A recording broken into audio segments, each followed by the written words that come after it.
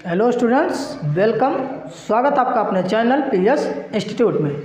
Dear students, पिछले कुछ दिनों से आपको क्लासेस नहीं मिल पा रही थी, कुछ दिक्कतों की वजह से अब आपको क्लास बराबर मिलेगी। तो चलिए, जैसा कि आप जानते हैं कि पीछे हम एक्सरसाइज 3.2 तक हल कर चुके हैं और आज हम अपनी क्लास शुरू करेंगे एक्सरसाइज 3.3 से। तो चलिए, बिना देरी के हम अपनी क्लास आज का शुरू करते हैं। देखते हैं क्या है।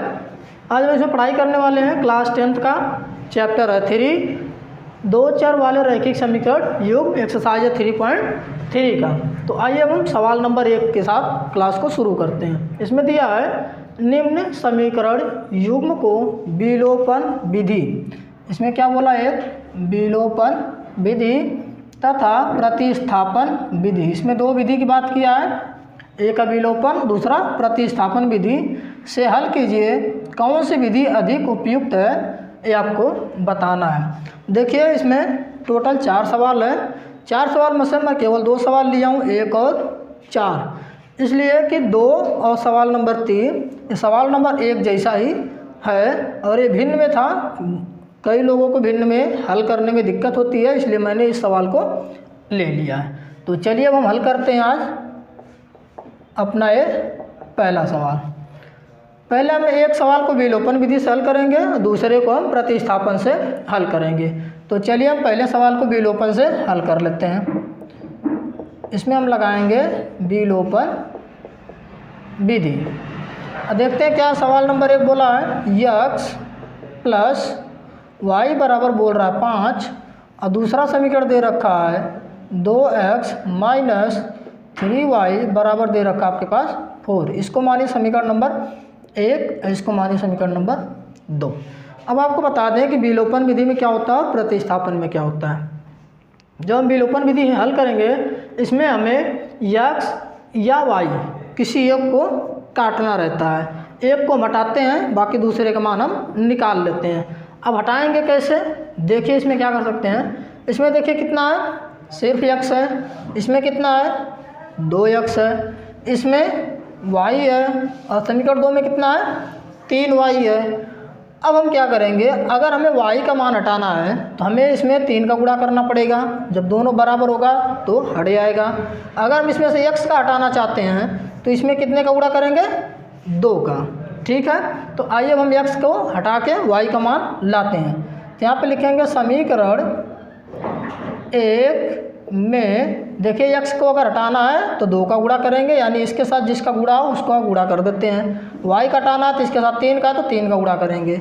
समीकरण 1 में 2 से गुणा करने पर, अब देखते हैं इसमें गुणा कर लेते हैं तो हो जाएगा 2 गुणे x प्लस 2 गुणे क्या है y बराबर। ध्यान रखिएगा कि जब गुणा करेंगे तो दोनों पक्ष में गुणा करेंगे, भाग करेंगे तो दोनों पक्ष में भाग करेंगे, जोड़ेंगे तब भी दोनों पक्ष में जोड़ेंगे और घटाएंगे तो दोनों पक्ष में करेंगे।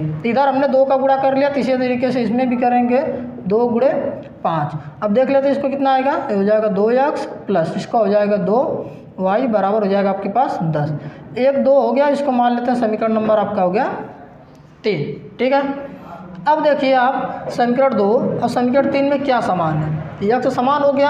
अब हम क्या करेंगे, इसमें ये भी ध्यान देना है जोड़ने पे कटेगा या घटाने पर। अगर जोड़ने पे कटता है तो जोड़ेंगे, घटाने पे कटेगा तो घटाते हैं। हम देख रहे हैं यहाँ पे साइन दोनों का बराबर है, जब दोनों का साइन बराबर है इसका मतलब क्या करेंगे, घटाएंगे। तो यहाँ पर हम लिखेंगे समीकरण 3 माइनस समीकरण 2 से, इसका मतलब समीकरण 3 में से हम समीकरण 2 को घटाएंगे। यहाँ आप समीकरण 1 में से समीकरण 2 में से समीकरण 3 को भी घटा सकते हैं। ध्यान रखिएगा, इससे दिक्कत नहीं होगा। आप 2 में से 3 घटाइए या 3 में से 2 घटाइए, दोनों उत्तर बराबर आएगा। हम पहले समीकरण 3 को लिख लेते हैं। समीकरण 3 लिखा 2x प्लस 2y बराबर आपका है 10 और समीकरण 2 को घटाना है तो यहाँ पे समीकरण 2x माइनस 3y बराबर है 4। अब घटा लेते हैं, देखिए इसका साइन क्या होगा, बदल जाएगा, प्लस है तो माइनस, माइनस है तो क्या हो जाएगा प्लस, इधर प्लस है तो क्या हो जाएगा माइनस, ये दोनों आपस में कट जाएगा, ठीक है। अब देखिए इधर +3 और +2 कितना हो जाएगा 5, तो हो जाएगा 5 y बराबर, इधर देखिए +10 है और -4 है, घटेगा तो कितना हो जाएगा आपके पास 6।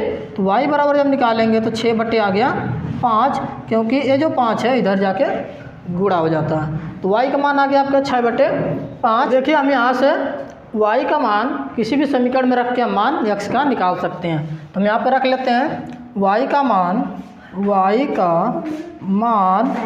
समीकरण 1 में रखने पर, चलिए हम समीकरण 1 में मान रख लेते हैं। देखिए क्या दिया आपका, x प्लस वाई बराबर दे रखा है 5, x रखते हैं, y का मान क्या रखना हमें 6 बटे 5 बराबर है 5। तो इधर हो गया x बराबर हो जाएगा 5, a प्लस है, इधर जाएगा तो माइनस में हो जाएगा, तो हो जाएगा 6 बटे 5।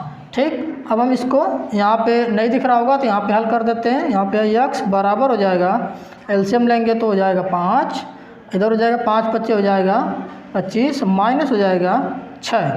तो x बराबर आपके पास हो जाएगा 15 में 6 गया, आपके पास हो जाएगा 9 और हो जाएगा 1, 19 बटे 5। x का मान आया 19 बटे 5 और y का मान आया आपके पास 6 बटे 5। ये आपका हो गया उत्तर। ठीक, यही आपसे पूछा था कि दोनों में हल करके x और y का मान बताना था। डियर स्टूडेंट्स, अगर आप इस x और y का मान किसी भी समीकरण में रखेंगे उस समीकरण को संतुष्ट करेगा। संतुष्ट करने का मतलब है लेफ्ट साइड में रखेंगे तो राइट साइड का मान आएगा। अगर ऐसा नहीं होता तो इसका मतलब आपका आंसर गलत होगा। तो आप उत्तर की जांच करने के लिए आप मान रख सकते हैं। आइए अब सवाल नंबर 4 पर आते हैं, जो कि इस सवाल नंबर 1 का सब सवाल है 4 है। तो अब इसमें हम क्या करेंगे, अभी हमने लगाया इसमें विलोपन विधि और हम इसमें हल करेंगे अब हम इसमें हल करेंगे प्रतिस्थापन विधि। तो चलिए हल कर लेते हैं। सवाल नंबर 4 इसमें लिखेंगे प्रतिस्थापन विधि। अब देखते हैं यहाँ पे क्या, x प्लस x बटे 2 प्लस 2y बटे 3 बराबर दिया है -1। ध्यान रखिएगा आपको सही लिखना है, -1 है। और इधर आपके पास हम लिख लेते हैं दूसरा समीकरण जो लिखा है x माइनस वाई बटे 3 बराबर दिया है 3। इसको हम हल कर लेते हैं। बटे में हल करने के लिए आप देखिए कैसे कर सकते हैं।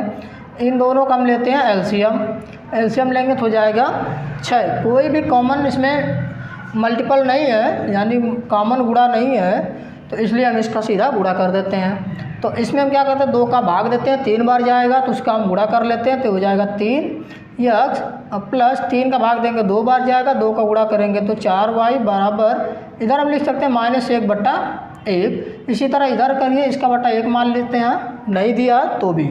अब हम इधर क्या कर सकते हैं, इधर हो गया 3, इधर भाग करेंगे तो जाएगा 3x, इधर करेंगे तो y बराबर इधर है 3। ठीक है, इधर हम क्रॉस गुणा कर लेते हैं। ठीक इसी तरीके से इसका बटा 1 मान के इसको भी हम क्रॉस गुणा कर लेते हैं। देखिए 1 का गुणा करेंगे तो सेम नंबर आएगा 3x प्लस 4y, अब बराबर इसका इधर करेंगे तो माइनस हो जाएगा 6। इसको मान लीजिए समीकरण नंबर 1।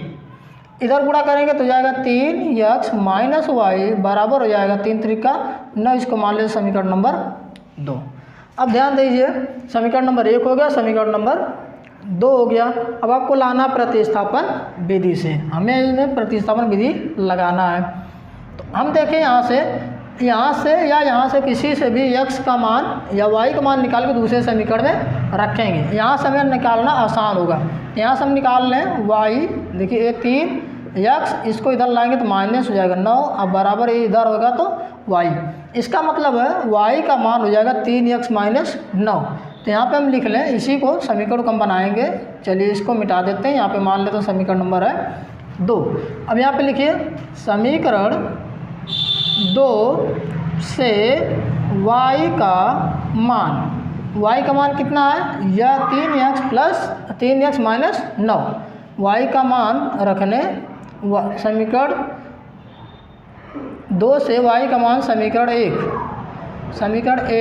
में रखने पर, चलिए समीकरण 1 लिख लेते हैं। यहाँ पे क्या दिया 3x अब प्लस 4y बराबर दिया -6। 3x प्लस 4y, वाई की जगह हमें क्या लिखना है 3x माइनस 9 बराबर लिखना -6। ठीक, यहाँ पर जाएगा आपका 3x, इसका इसमें गुणा करेंगे तो 4 3 हो जाएगा 12x, माइनस हो जाएगा आपका 36 बराबर है -6। देखिए कैसे होगा, 3 का गुणा 4 में, 3 चौके 12। इसी तरीके से जो 4 का गुणा 9 में हो जाएगा, 9 चौके 36 है, प्लस है माइनस तो गुणा होता है माइनस। यहाँ पर जाएगा 3, ये देखिए 3x और 12x दोनों को जोड़ देंगे तो हो जाएगा 12 और 3 15x बराबर ये -6 है, प्लस आपका 36 -36 है तो इधर आ जाएगा तो हो जाएगा +36। तो यहाँ हो जाएगा आपका 15x बराबर, ये देखिए 36 में से 6 घट जाएगा तो आ जाएगा आपके पास 30। तो x बराबर जब निकालेंगे तो जाएगा 30 बटे 15। तो x का मान जो आएगा, जब 30 में हम 15 का भाग देंगे तो आपका हो जाएगा 2। अब हमें क्या करना, y का मान निकालना है, x का मान निकल गया। अब वही काम करेंगे समीकरण 1 2 किसी में भी रखेंगे तो y का मान आपका निकलेगा। तो इसमें हम रख लें, हमें आसानी होगा। अब रख लेते हैं समीकरण 2 में, समीकरण 2 में x का मान रखने पर आप अपने अभ्यास के लिए समीकरण 1 में मान रख के चेक कर लीजिएगा, y का मान समान आएगा। x का मान रख लेते हैं, देखिए यहाँ पे रखा समीकरण 3x माइनस 9 बराबर दिया y। अब x का मान रखते हैं 3 गुणे x के जगह 2 -9 बराबर आपके पास y। तो ये होगा 3 दूना का आपका हो जाएगा 6 -9 बराबर है y। अब देखिए 9 माइनस है और 6 प्लस है, घटेगा लेकिन चिन्ह लगेगा माइनस का क्योंकि इसका मान ज़्यादा है। तो हो जाएगा -3 बराबर हो जाएगा आपके पास y। y का मान हो जाएगा -3 और x का मान हो जाएगा +2। इस तरीके से आपका ये सवाल नंबर 1 समाप्त हुआ। अब हम अगले वीडियो में पढ़ाई करेंगे सवाल नंबर 2 को। तो अब वीडियो देखने के लिए आपका बहुत बहुत धन्यवाद। और अभी तक अगर आपने चैनल को सब्सक्राइब नहीं किया तो आप चैनल को सब्सक्राइब कर सकते हैं।